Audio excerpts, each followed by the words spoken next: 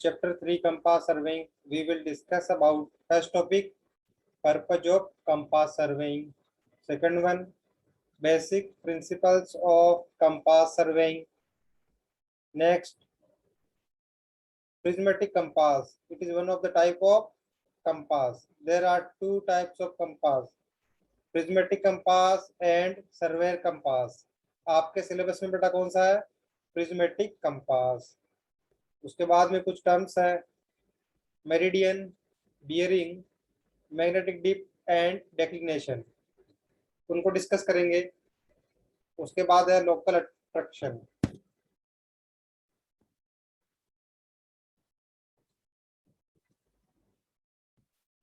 Second last topic आपका रहेगा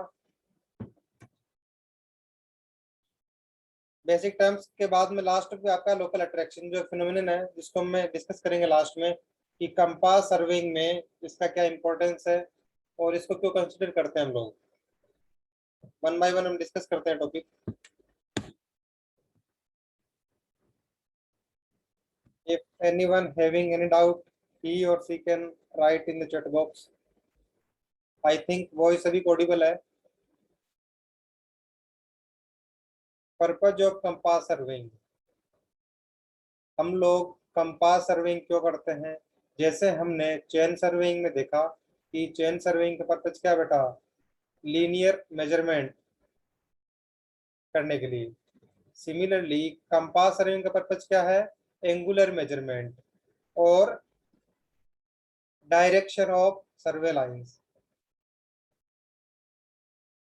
for example आप पॉइंट ए, क्या बोलेंगे, स्टेशन ए पे हो आप लोग, और मैं आपसे बोलता हूँ स्टेशन ए से 10 मीटर डिस्टेंस पे स्टेशन बी है मेरा, तो बेटा क्या आप उसे लोकेट कर सकते हो? You are standing at station A and station B is at 10 meter from station A. मैं आपसे पूछ रहा हूँ इस गिवन कंडीशन में आप लोग स्टेशन बी को लोकेट कर सकते हो? पॉसिबल है ये? यस और no? Is it possible?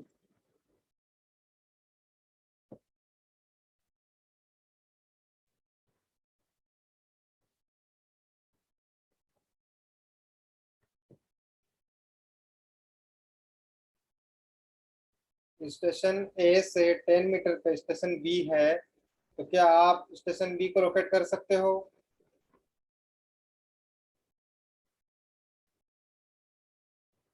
10 metre, तो 10 मीटर रेडियस पे तो काफी पॉइंट पॉसिबल है। सर्कल सर्कमफेरेंस बन रही है तो इस पे काफी पॉइंट पॉसिबल है। तो इनमें से कौन सा स्टेशन बी होगा? इनफाइनाइट पॉइंट पॉसिबल है। तो उस केस में क्या हमें, वी नीड एंगुलर मेजरमेंट और यू कैन से direction of that line. For example this is north direction and from station A the distance of station B is 10 meter and angular measurement क्या है? 30 degree. 30 degree कैसे लिखेंगे इसको? 30 को north, 30 degree east. Clear है सभी को? ये कौन सा रहेगा? ईस्ट, साउथ एंड ये रहेगा आपका वेस्ट। क्लियर है मैंने कैसे लिखा है? नॉर्थ रेफरेंस है कितना? 30 डिग्री किस तरफ है? ईस्ट की तरफ है। अब क्लियर है? अगर मैं आपको मेंशन करूं स्टेशन बी 10 मीटर पे है स्टेशन ए से एंड नॉर्थ 30 डिग्री ईस्ट, ये इसकी डायरेक्शन है। क्लियर है? अब आप सभी लोग स्टेशन बी को लोकेट कर सकते हो।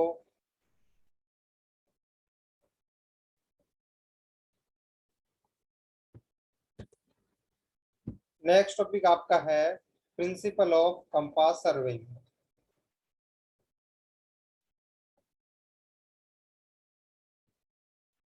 The principle of compass surveying is traversing. बेटा मैं आपसे पूछ रहा हूँ चेन सर्वेइंग का प्रिंसिपल क्या था? What was the principle of chain surveying?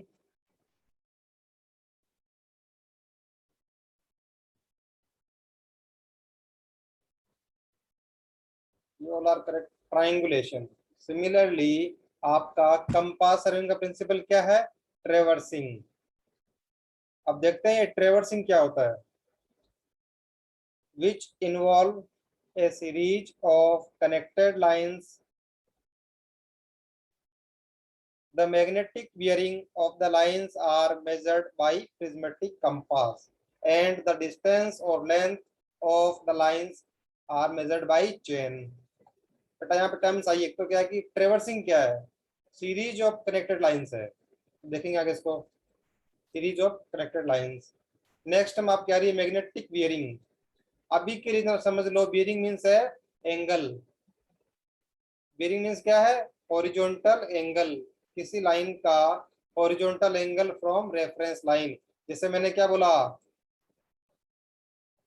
North से 30 डिग्री टुवार्ड्स ईस्ट, क्लियर है? तो बोल सकता हूँ एक बार के लिए 30 डिग्री क्या हो गया? बियरिंग हो गई उसकी। आगे देखेंगे कि बियरिंग कितने टाइप की होती है, इस रेफरेंस लाइन को क्या बोलते हैं। अभी के लिए समझ लो बियरिंग क्या है? Horizontal angle from reference line. और किससे मेजर करेंगे इसको? ये एंगल कैसे मेजर हो बेटा? प्रिज्मेटिक कंपास से मेजर हुआ एंगल। और लेंथ कैसे मेजर करेंगे? चेन और टेप से मेजर करेंगे बेटा की 10 मीटर लेंथ आपकी। क्लियर है? प्रीवियस एग्जांपल में जो था आपका, तो आई थिंक सभी को क्लियर है कि ट्रेवर्सिंग के बारे में बात करते हैं। ट्रेवर्सिंग क्या है? Series of connected lines. ये क्या बन गया बेटा? एक ट्रेवर्स बन गया आपका ये। क्लियर है? सीरीज ऑफ कनेक्टेड लाइंस, ये भी क्या आपका ट्रेवर्स है, एक सीरीज ऑफ कनेक्टेड लाइंस।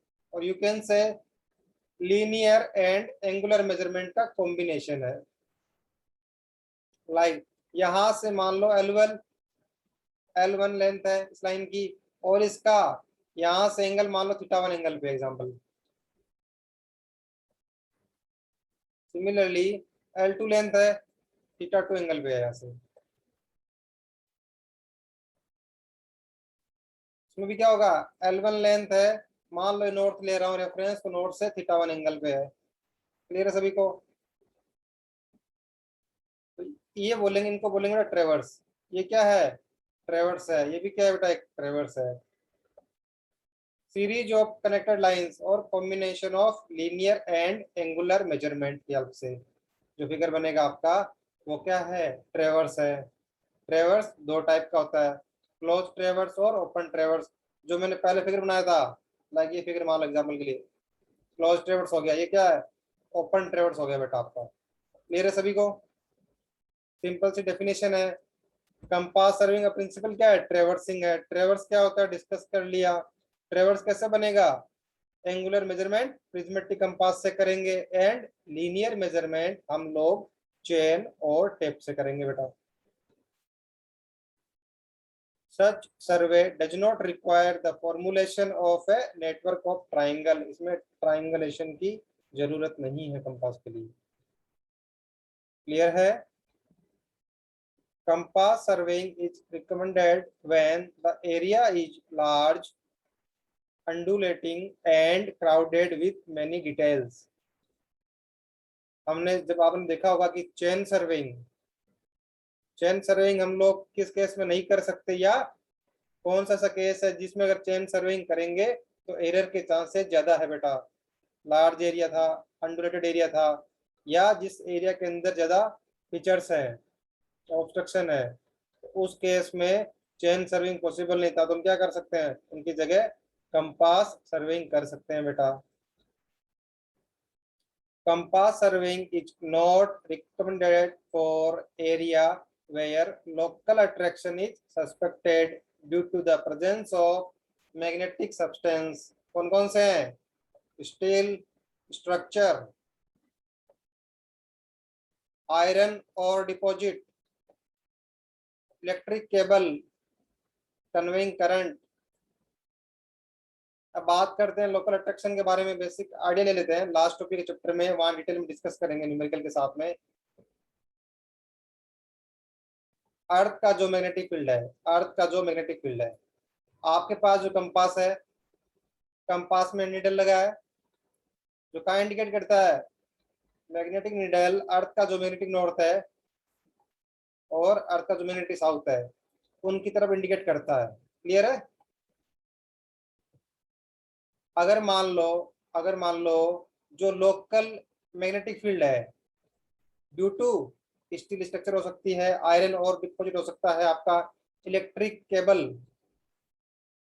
जो आपके इलेक्ट्रिसिटी के वायर जा रहे हैं वो हो सकते हैं, या ट्रांसफार्मर भी हो सकता है। बहुत सारे एग्जाम्पल है बेटा।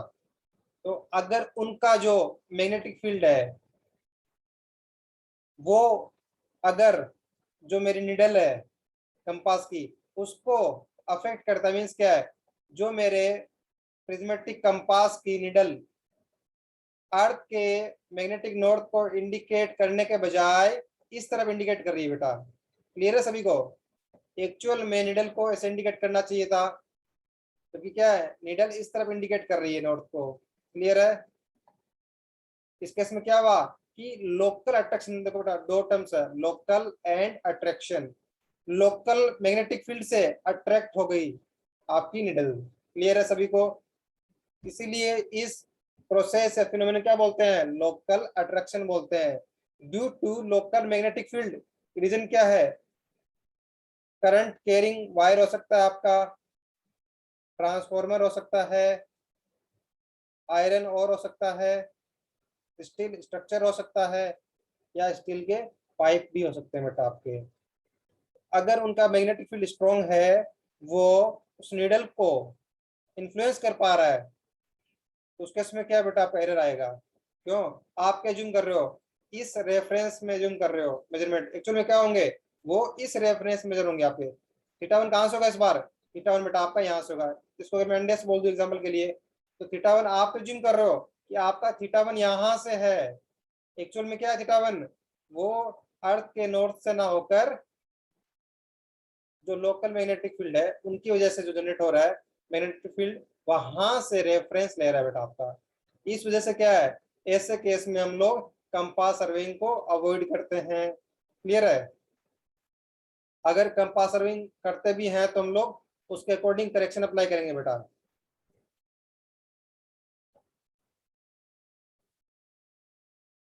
तो आई थिंक अभी तक सभी को क्लियर है कि कंपास सर्विंग का पर्पज क्या है, प्रिंसिपल ऑफ कंपास सर्विंग क्या है, कंपास सर्विंग कब यूज करना है, कब यूज नहीं करना है, रेस्ट्रिक्शन क्या है इसकी।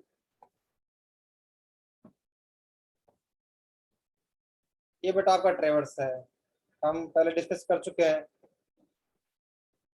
सीरीज ऑफ स्ट्रेट लाइंस है। क्लियर है?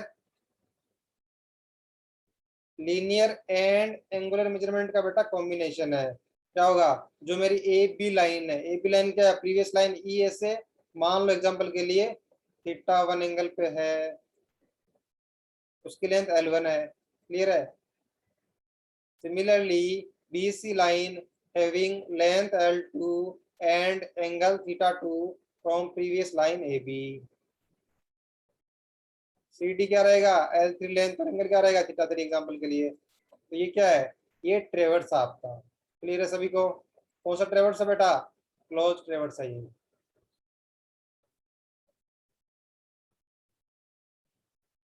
कंपास के बारे में डिस्कस करते हैं, types. A compass is a small instrument essentially consisting of magnetic needle, a graduated circle, and a line of sight. A compass cannot measure angle between two lines directly, but can measure angle of a line with respect to magnetic meridian.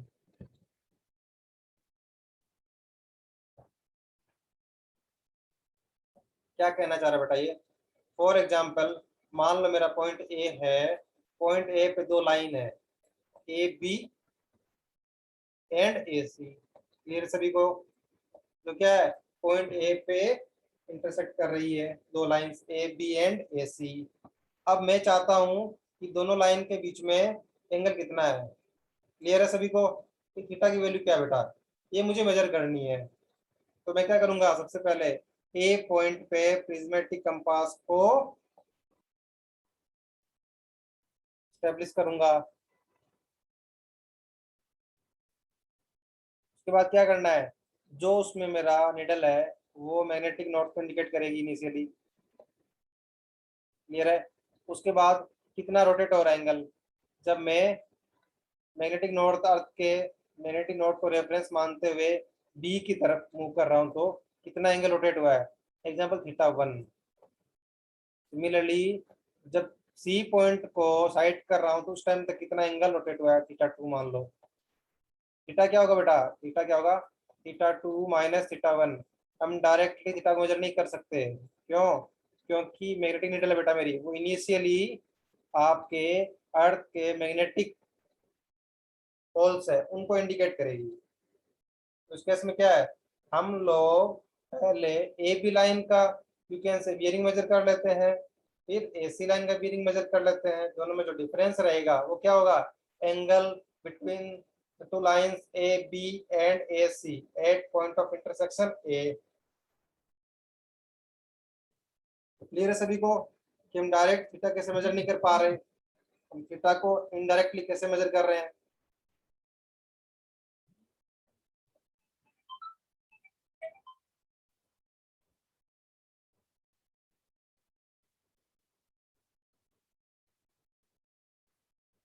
जो angle था, अगर मैं magnetic north से angle measure कर रहा हूँ reference मान के, तो उस एंगल को क्या बोलेंगे, मैग्नेटिक बियरिंग बोलेंगे बेटा उसको। आगे देखेंगे डिटेल में क्या है।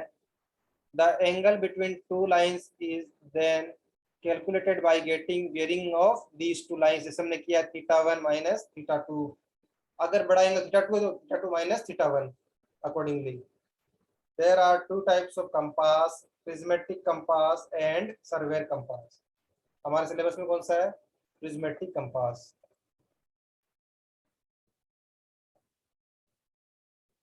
बेटा मैंने आपको एक वीडियो शेयर किया था कंपास के रिगार्डिंग, प्रिज्मेटिक कंपास का।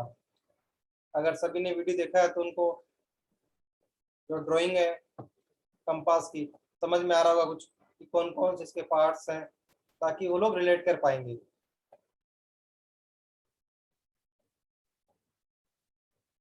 Prismatic compass.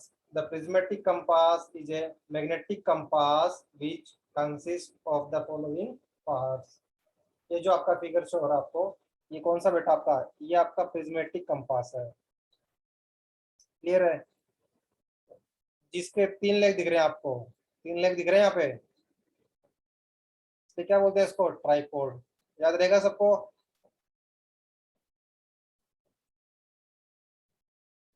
क्लियर है सभी को, ट्राइपॉड।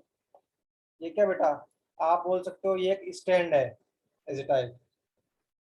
कंपास क्या है बेटा, कंपास यही पोर्शन ऑफ कंपास है इतना। ये क्या है, एक ट्राइपॉड स्टैंड है बेटा आपका, जिसके ऊपर आप लोग कंपास को फिक्स करोगे। क्लियर है। अब कोई बोल सकता है कि सर ट्राइपॉड क्यों चाहिए, हम हैंड में क्यों नहीं ले सकते इसको, हैंड के ऊपर फिक्स कर ले, कंपास को रख दें हमारे पाम के ऊपर, तो मेजर नहीं कर सकते। इसको डाउट है इसके अंदर कि ट्राइपॉड स्टैंड क्यों यूज कर रहे हैं, और इजी काम कर सकते हैं, कंपास को अपने हथेली पे रख सकते हैं।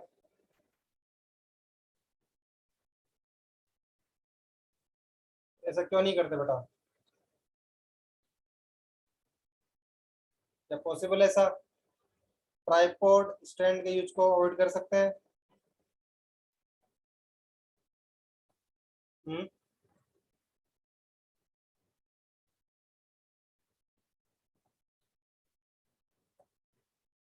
एनी आइडिया कि ट्राइपॉड स्टैंड के यूज को अवॉइड कर सकते हैं। अगर नहीं कर सकते तो क्या रीजन हो सकता है, क्यों नहीं कर सकते। निडल स्टेबल नहीं रहेगा और लेवल में भी नहीं रहेगा बेटा, बिल्कुल करेक्ट। लेवल भी नहीं रहेगा और स्टेबल भी नहीं रहेगा। इसीलिए बेटा में ट्राइपॉड स्टैंड यूज करना चाहिए। मेरे सभी को यूज क्या है?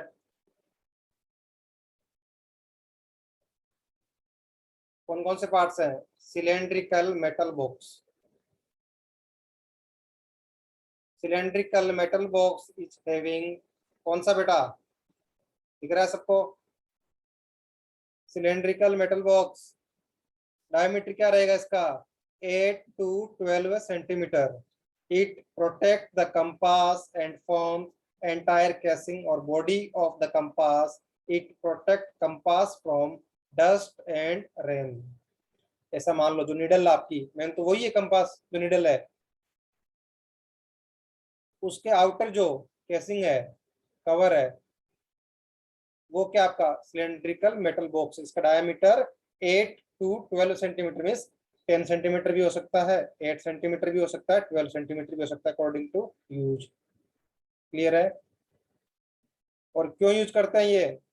ताकि ये रेन और डस्ट से हमारे कंपास में क्या है, निडल प्रोसेस, उनको प्रोटेक्ट करे।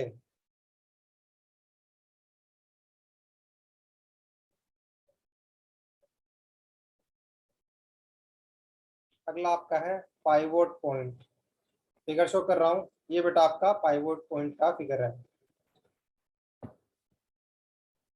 Pivot is provided at the center of compass and support freely suspended magnetic needle.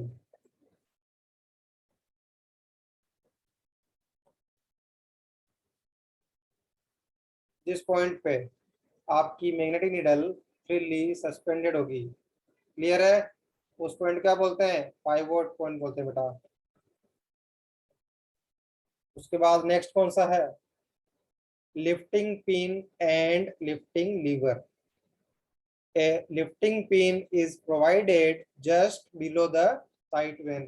यहाँ पे एक आ रहा है साइट वेन, ये क्या बेटा? इसको बोलेंगे साइट वेन।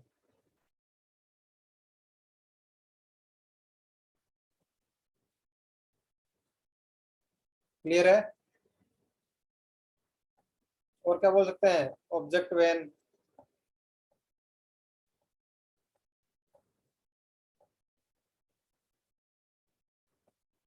क्लियर है? The lifting pin with the help of lifting lever then lift the magnetic needle out of pivot point to prevent damage to pivot head। आगे देखेंगे इसे यूज कैसे करेंगे, लिफ्टिंग पिन और लिफ्टिंग लीवर का। Next क्या आपका? स्प्रिंग ब्रेक और brake pin. To damp the oscillation of the needle before taking a reading and to bring it to rest quickly, the light spring brake attached to the inside of the box is brought in contact with edge of the ring by gently pressing inward the brake pin।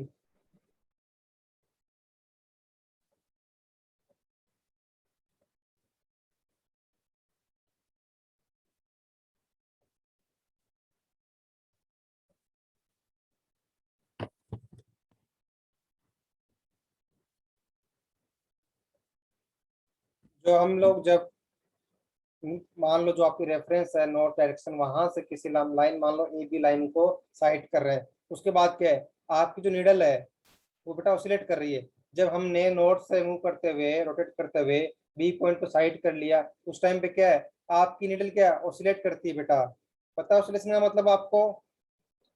Oscillation means अभी भी उसमें movement हो रही है, तो उस movement को reduce करना है। उसका मतलब क्या है? डैम्पिंग करना, उस मूवमेंट को बेटा रिड्यूस करना। और क्या है, ताकि मेरा जो निडल है वो क्विकली रेस्ट पोजीशन में आ जाए, ताकि मैं रीडिंग ले पाऊं बेटा। क्लियर है सभी को? इसके लिए जो असेंबली है वो क्या है? स्प्रिंग ब्रेक और ब्रेक पिन है बेटा आपकी।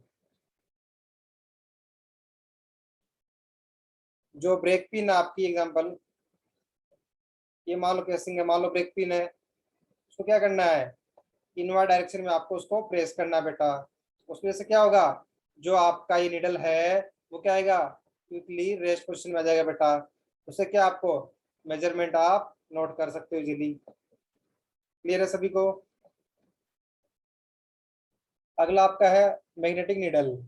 Magnetic needle is the heart of the instrument. This needle measures angle of a line from magnetic meridian. आगे बात करेंगे। पहले क्लियर है सभी को? बीयरिंग का मतलब क्या है? बीयरिंग का मतलब है हॉरिजॉन्टल एंगल। क्लियर है एक बार के लिए? और मेरिडियन क्या है? एक रेफरेंस डायरेक्शन है। रेफरेंस डायरेक्शन है जिससे हम लोग वो एंगल मेजर करेंगे। क्लियर है सभी को? इस एंगल को बोलते हैं बियरिंग, उस रेफरेंस डायरेक्शन को बोलते हैं मेरिडियन। क्लियर है सभी को? Of a magnetic line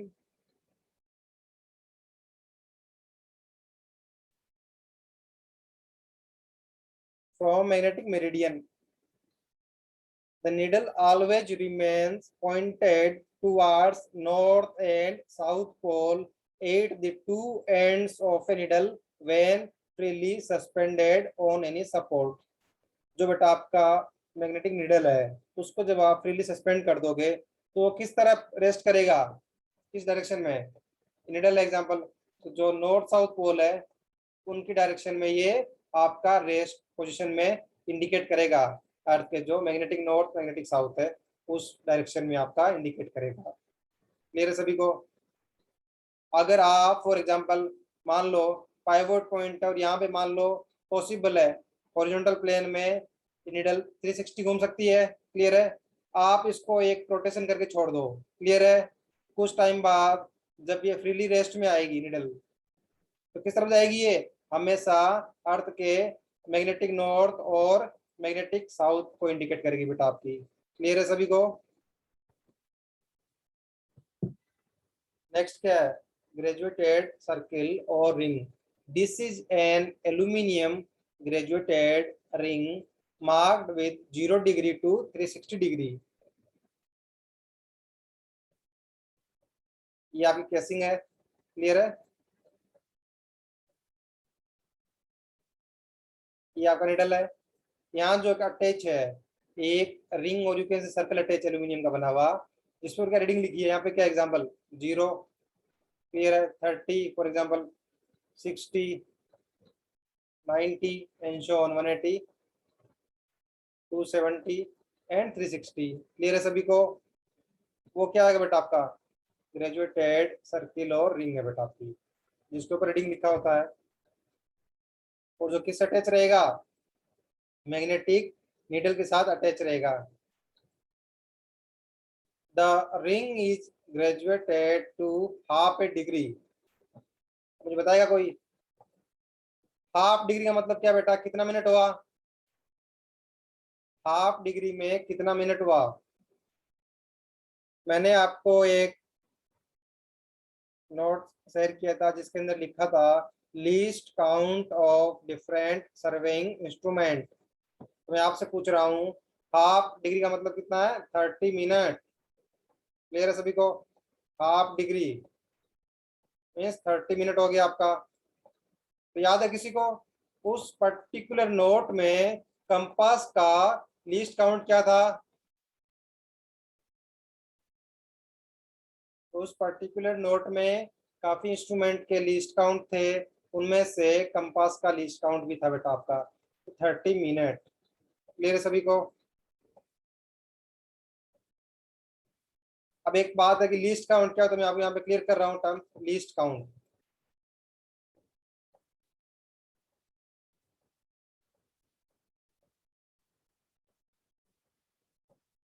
least count बेटा क्या है? Minimum measurable value. You can से जो आपका इंस्ट्रूमेंट है वो जो मिनिमम वैल्यू मेजर कर सकता है, क्लियर है, वो उस इंस्ट्रूमेंट का क्या हो गया? लीस्ट काउंट हो गया। एग्जांपल देके समझा रहा हूँ बेटा आपको मैं। मान लो ये आपका स्केल है फॉर एग्जांपल। क्लियर है? यहाँ पे क्या लिखा है? 0 सेंटीमीटर। क्लियर है सभी को? ये मान लो लेंथ इसकी 15 सेंटीमीटर टोटल लेंथ। इसमें क्या लिखा होगा? 1, 2, 3 एंड शोन चलेगा 1 centimetre. 2 centimetre 3 and show on. इसके बिटवीन क्या है, मान लो 10 डिवीजन में डिवाइड कर रहा है 1 सेंटीमीटर। क्लियर है? टोटल कितने हैं, 10 डिवीजन है। क्लियर है? तो 1 सेंटीमीटर के 10 डिवीजन कितना हो गया बेटा आपके, 1/10 सेंटीमीटर मीन्स क्या हो गया, 1 मिलीमीटर हो गया। 1 सेंटीमीटर का जब आपने 10 डिवीजन में बांटा तो कितना हो गया, ईच डिवीजन क्या हो गया बेटा आपका 1 मिलीमीटर हो गया। तो ये कितना हो गया, 1 millimetre, 2 millimetre, 3 millimetre, 4 millimetre and so on. Clear सबको? तो मैं आपसे पूछ रहा हूँ इस स्केल में, पर्टिकुलर इस स्केल में आप लोग मिनिमम कौन सा वैल्यू मेजर कर सकते हो, या इस स्केल का लीस्ट काउंट क्या है बेटा? खुशी saying 1 millimetre. Ishwar correct, 1 millimetre, it's 1 millimetre. The least count of this scale is 1 millimetre. Means क्या है, 1 मिलीमीटर से मैं छोटा मेजर नहीं कर सकता स्केल से। क्यों? तो मिनिमम जो इसमें जो मैंने डिवीजन कर रखा है वो कितना है, 1 मिलीमीटर डिवीजन कर रखा है मैंने, उससे कम डिवीजन ही नहीं है। अगर कोई लेंथ, फॉर एग्जांपल कोई लेंथ है 0.5 mm की, वो मैं मेजर नहीं कर सकता इससे। क्यों? क्योंकि मेरे पास मिनिमम डिवीजन ही 1 मिलीमीटर का है बेटा। तो वो क्या हो गया इसका लीस्ट काउंट। आगे से याद रहेगा सबको कि लीस्ट काउंट का बेसिक मीनिंग क्या है, और डिफरेंट सर्वेइंग इंस्ट्रूमेंट के लीस्ट काउंट क्या क्या होते हैं बेटा। इंटरव्यू में आपसे, कैंपस इंटरव्यू में या और कहीं भी इंटरव्यू में आपसे ये पूछा जा सकता है कि पर्टिकुलर सर्वेइंग इंस्ट्रूमेंट का लीस्ट काउंट बेटा कितना होता है। तो what do you mean by least count? Clear है सभी को?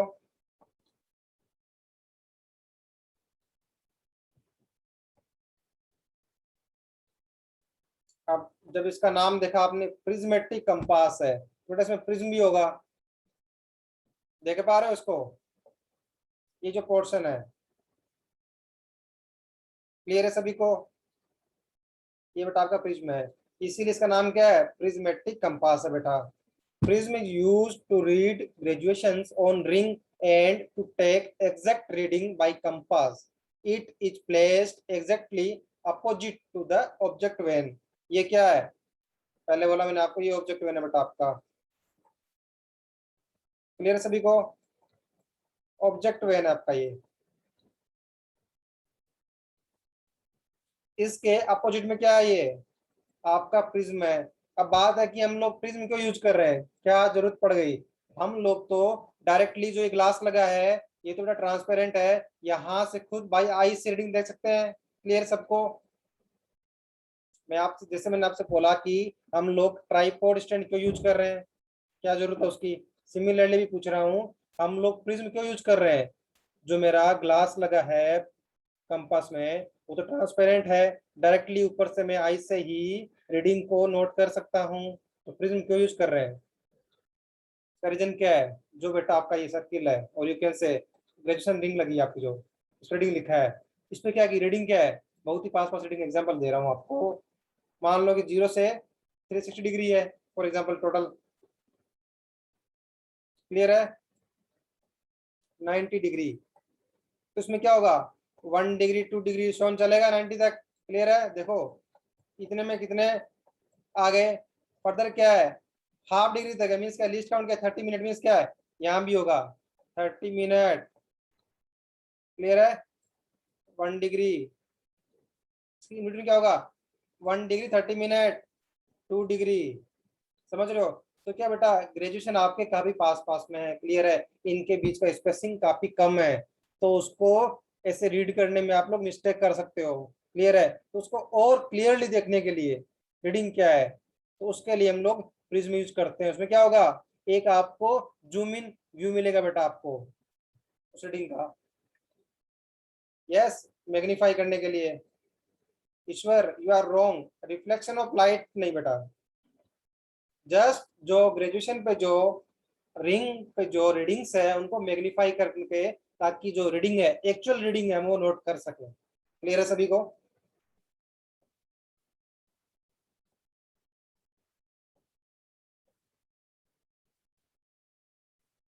It is placed exactly opposite to object when the prism hole is protected by prism cap. To protect by prism cap, किस लिए कर रहे हैं इसको? डस्ट और मॉइस्चर से प्रिज्म को प्रोटेक्ट करने के लिए प्रिज्म कैप लगाएंगे उस पर। अगला आपका है ऑब्जेक्ट वैन। ऑब्जेक्ट वैन कौन सा बेटा आपका, पहले मेंशन कर चुका हूं, each diametrically opposite to prism beta. The object when carrying a horsehair, ये जो लगा ना बीच में ये बेटा हॉर्स हेयर है, क्लियर है? क्यों यूज कर रहे हैं हॉर्स हेयर? उसका बेटा क्या है, इसका जो हॉर्स हेयर है इसकी थिकनेस काफी कम है बेटा, क्लियर है? तो और प्रिसाइजली किस चीज को आप साइड कर सकते हो जितना थिकनेस कम है, क्लियर है? The object van is carrying a horse hair, और ब्लैक थिन वायर भी यूज कर सकते हो हॉर्स हेयर के प्लेस में, to side object in line with eye side. अब देखो बेटा बात क्या है, मान लो फॉर एग्जांपल दे रहा हूँ, कोई एक इलेक्ट्रिक पोल है, क्लियर है, या वो बिल्डिंग है, ये मान लो स्टेशन ए है जहां पे आपने कंपास को स्टेब्लिश किया है, स्टेशन बी पे इलेक्ट्रिक पोल लगा है, इसको साइड करना है, तो कैसे साइड करोगे बेटा? जो ये मेरा हॉर्स हेयर और यू कैन से थ्रेड लगा है, ये क्या होना चाहिए, एग्जैक्टली इस डायरेक्शन में होना चाहिए, क्लियर है सभी को? तो हम उसके रेफरेंस से उस ऑब्जेक्ट को साइड करते हैं, इसलिए क्या बोलते हैं इसको बेटा, ऑब्जेक्ट वैन बोलते हैं बेटा, इसलिए इसको, पहली बात तो क्लियर है? अगला क्या है, आई वेन आपका, कौन सा बेटा, ये वाला, ये आई वेन आपका जो प्रिज्म के पास में है वो आपका आई वेन है। Eye vane is a fine slit provided with eye hole at bottom to bisect the object from the slit.